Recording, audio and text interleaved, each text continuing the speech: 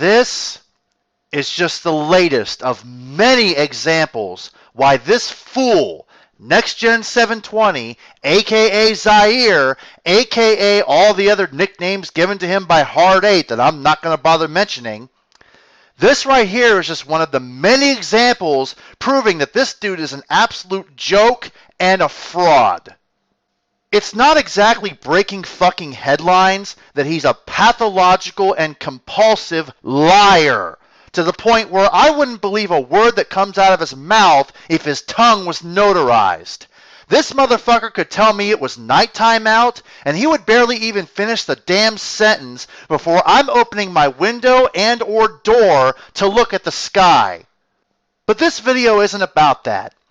This video will highlight something that not many people bother to mention: his poor-ass gaming news reporting skills.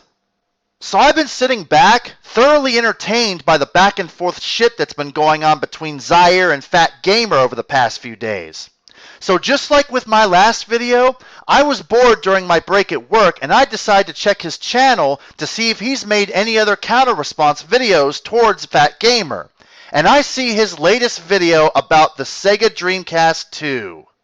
Instantly, my bullshit alarm starts sounding off loudly, because I know Sega has gone on record numerous times that they have no interest in ever entering the console market again, and have said repeatedly the Dreamcast 2 will never happen, nor will any other new Sega console.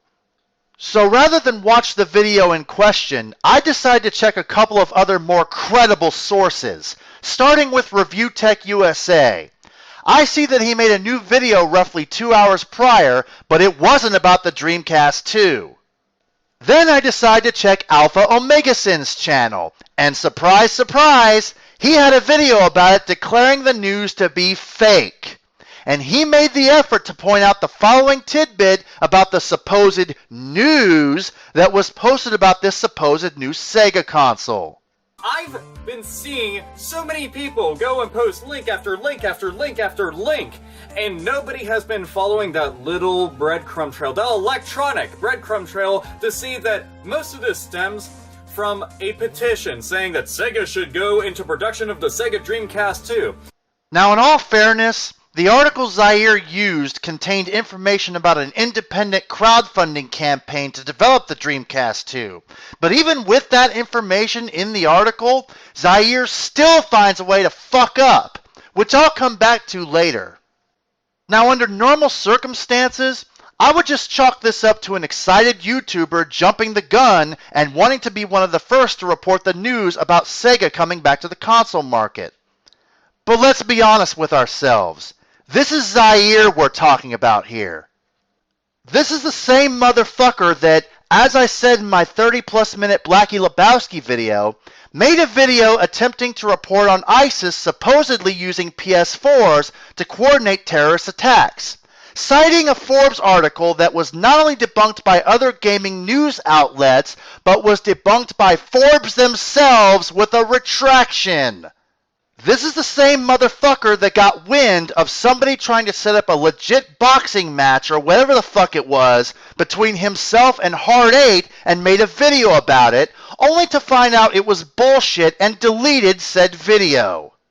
I know there are other examples of him jumping the gun and making videos about things he shouldn't have, but I can't think of any said other examples at the moment. Bottom line, he's not doing this to actually report news. He's doing this for views and nothing more, which basically makes this video, along with any of his other videos where he's done something similar, clickbait. So at this point, any and all benefit of the doubt is gone. However, even with that, I still decided to click on his video and watch it. And what I found just proved my point even more. Remember how I said that Zaire messed up even with his own article that he was referencing? Well, he read from said article in his video, and you would think that since Zaire had the damn link in his video description and was reading straight from the article itself, that he would have mentioned that little detail about the independent crowdfunding campaign that was in said article, right? Well, it's a good thing nobody swore on their own life, or their daughter's life, or whatever Zaire normally swears to in order to convince others that he's a real and honest dude, because they would all be dead right now. No, this motherfucker, all he does is read the very first paragraph talking about the possibility of the Dreamcast 2 becoming a reality, skips over the entire middle section that talks about it being an independent crowdfunding project, and just goes right into the supposed specs of this, as of right now, completely fictitious console.